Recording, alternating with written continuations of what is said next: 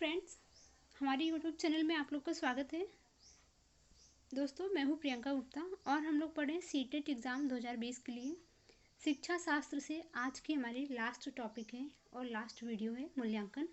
ठीक है, अगर इसमें से आप लोग को पिछले जितने भी वीडियो हैं अगर ना समझ में आया हो तो आप कमेंट के थ्रू बता सकते हैं, जिससे कि हम आपको नेक्स्ट वीडियो में समझा सकें। ठीक है, अगर आप लोग अभी तक चैनल को सब्सक्राइब नहीं किए तो कर लीजिएगा, जिससे कि आने वाली वीडियो का नोटिफिकेशन आपको सबसे पहले मिले। चलिए स्टार्ट करते हैं। पहला क्वेश्चन है हमारा, निम्नलिखित में कौन सा कथन सही नहीं है। देखिए, एग्जाम के टाइम में आपको यही ध्यान देना है, कौन सा कथन सही है या कथन सही नहीं है, क्या पूछ रहा है। माइनर मिस्टेक है, हो जाता है। क्वेश्चन नंबर पहले में देखेंगे कौन सा कथन सही नहीं है, तो वो है हमारा तीसरा, जो सही नहीं है। मूल्यांकन केवल पाठ्य वस्तु की निष्पत्तियों के मूल्यांकन पर बल देता है। क्वेश्चन नंबर 2 देखेंगे, निम्न पर विचार कीजिए। दूसरे में हमने देखना है कौन सा सही है। उद्देश्य, परिभाषा, सूचकांक, उपरोक्त में से कौन सा मूल्यांकन प्रक्रिया में शामिल है। तीनों शामिल होता है, उद्देश्य भी, परिभाषा भी, सूचकांक भी। चौथा सही हो जाएगा ए, बी, सी। क्वेश्चन नंबर 3 देखेंगे। क्वेश्चन में तीसरा है, निम्न कथनों पर विचार कीजिए। इसमें दो कथन दिया है, इसमें कौन सही है और कौन गलत है, हमें ये देखना है। ठीक है, कथन ए कह रहा है, मात्रात्मक मूल्यांकन गुणात्मक मूल्यांकन की तुलना में सर्वश्रेष्ठ होता है, सही है। कारण आर कह रहा है, मात्रात्मक मूल्यांकन में मात्राओं का मापन किया जाता है, गलत है। कथन ए सही है लेकिन आर सही नहीं है, तो हमारा ऑप्शन हो जाएगा, देखेंगे तीसरा हो जाएगा। ठीक है, क्वेश्चन नंबर 4 देखेंगे, निम्नलिखित कथनों पर विचार कीजिए। इसे मात्रात्मक मूल्यांकन से बेहतर माना जाता है। इसमें मात्रात्मक मूल्यांकन के दोषों को समाप्त करने का प्रयास किया गया है, साथ ही मूल्यांकन का दायरा विस्तृत है। इसे ग्रेडिंग प्रणाली भी कहा जाता है। उपरोक्त विवरण निम्न में से किस मूल्यांकन प्रणाली से संबंधित है। क्वेश्चन नंबर 4 में हमारा राइट आंसर हो जाएगा पहला, गुणात्मक मूल्यांकन। क्वेश्चन नंबर 5 देखेंगे, निर्माणात्मक मूल्यांकन से संबंधित निम्नलिखित कथनों पर विचार कीजिए। 5 में दो कथन दिया है, ए और बी, इसमें देखना है कौन सा सही है। ठीक है, ए कह रहा है, इस प्रकार का मूल्यांकन छोटी छोटी समान अवधि में किया जाता है, सही है। इससे विद्यार्थियों को लगातार व्यस्त रखने में मदद मिलती है, ये भी सही है। ऑप्शन हमारा ए और बी दोनों सही है, देखेंगे। ठीक है, ऑप्शन ए बी सही है, तो तीसरा सही हो जाएगा। क्वेश्चन नंबर 6 देखेंगे, मापन तथा मूल्यांकन से संबंधित कौन सा कथन सही है। राइट आंसर है 6 का पहला, मापन तथा मूल्यांकन में समानता तथा असमानता दोनों पाई जाती हैं। क्वेश्चन नंबर 7 में देखेंगे, निम्नलिखित पर विचार कीजिए।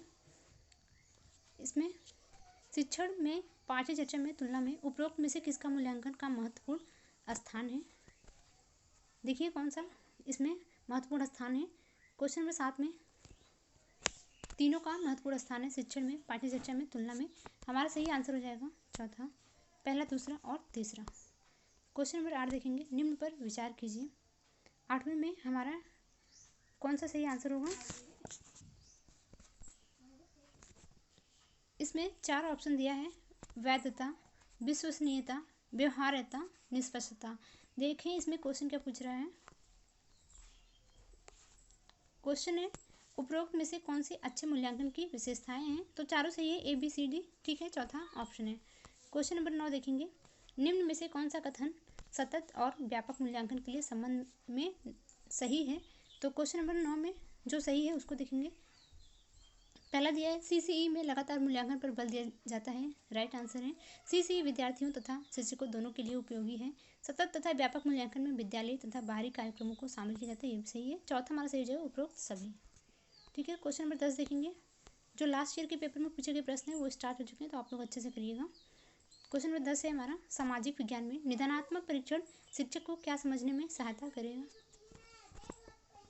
राइट आंसर हो जाएगा हमारा पहला, सामाजिक विज्ञान में विद्यार्थी सीखने संबंधी किन कठिनाइयों का सामना कर रहा है। क्वेश्चन नंबर 11 है, पुस्तक सामाजिक व राजनैतिक जीवन भाग तीसरा, अन्य पद्धतियों के साथ साथ निम्नलिखित में कौन सी मूल्यांकन पद्धति का समर्थन करती है। तो राइट आंसर हो जाएगा हमारा तीसरा, खुली पुस्तकों द्वारा अभ्यास हल करवाना। क्वेश्चन नंबर 12 देखेंगे, सतत और व्यापक मूल्यांकन मुख्य रूप से डैश डैश पर बल देता है। किस पे बल देता है? तो ऑप्शन चौथा सही है, बच्चे के व्यवहार का सतत अवलोकन करने में। क्वेश्चन नंबर 13 देखेंगे, सामाजिक विज्ञान की शिक्षिका अक्सर वस्तुनिष्ठ प्रकार वाला रूपात्मक आकलन करती है, लेकिन उसे उसके द्वारा विकसित परीक्षण की विश्वसनीयता पर शंका है। इस प्रकार के आकलन की विश्वसनीयता को बढ़ाने के लिए क्या करना चाहिए? क्वेश्चन नंबर 13 में हमारा सही आंसर हो जाएगा तीसरा, मानकीकृत परीक्षण का प्रयोग। क्वेश्चन नंबर 14 देखेंगे, क्वेश्चन नंबर 14 कह रहा है, वर्तमान स्कूल आधारित आकलन में पारंपरिक वाह्य परीक्षा की किस विशेषता को शामिल नहीं किया जाता है?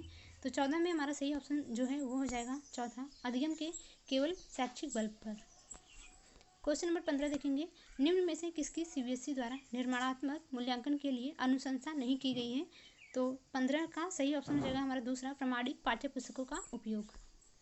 क्वेश्चन नंबर 16 है, सामाजिक विज्ञान की कक्षा में उपयोग होने वाली विधि जिसमें शिक्षार्थियों को एक दूसरे के प्रति लगाव का मूल्यांकन करने के लिए कहते हैं डैश डैश कहा जाता है। क्वेश्चन नंबर 16 में राइट आंसर है दूसरा, समाजमिति तकनीकी। क्वेश्चन नंबर 17 है, संक्रियात्मक मूल्यांकन निम्नलिखित के लिए अनुपयुक्त है।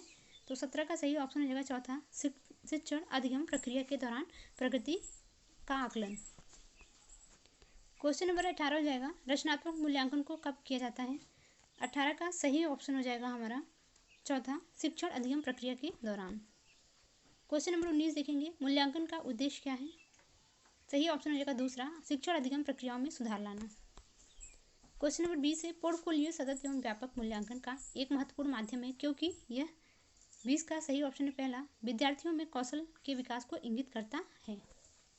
क्वेश्चन नंबर 21 देखेंगे, कक्षा कक्ष में विद्यार्थियों को खुली पुस्तक अभ्यास करवाने के उचित कारण चुनिए।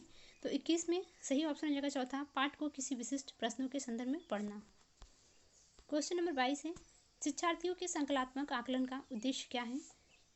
तीसरा हमारा राइट आंसर है, सत्र के समाप्त होने पर आकलन। क्वेश्चन नंबर 23 है, निम्नलिखित में से कौन सा विकल्प विद्यालय आधारित आकलन का अनुपयुक्त वर्णन है? क्वेश्चन नंबर 23 का सही आंसर हो जाएगा तीसरा, यह केवल सहगामी बच्चों को सम्मिलित करता है। क्वेश्चन नंबर 24 है, सतत और समग्र मूल्यांकन के अनुसार आकलन के बारे में निम्नलिखित में से कौन सा उद्देश्य सबसे उपयुक्त है? तो 24 का हमारा सही आंसर हो जाएगा दूसरा, विद्यार्थियों को उत्तर देने के लिए प्रोत्साहित करना। क्वेश्चन नंबर 25 है, एक शिक्षक विद्यार्थियों को कुछ मानदंड देते हैं और कहते हैं कि वे उन पर आधारित परियोजना का आकलन करें। निम्न में से कौन से आकलन के तरीके का प्रयोग शिक्षक द्वारा किया गया है? 25 का सही ऑप्शन हो जाएगा हमारा दूसरा। फ्रेंड्स, ये लास्ट क्वेश्चन था। अगर आप लोग अभी तक पूरी वीडियो नहीं देखे हैं इसके पहले की शिक्षा शास्त्र की, तो उसको प्लेलिस्ट में जाके आप देख लीजिएगा, जो कि आपके एग्जाम के लिए बहुत ही महत्वपूर्ण है। अगर आप लोग अभी तक चैनल को सब्सक्राइब नहीं किए हैं तो पहले कर लीजिएगा, ठीक है। धन्यवाद।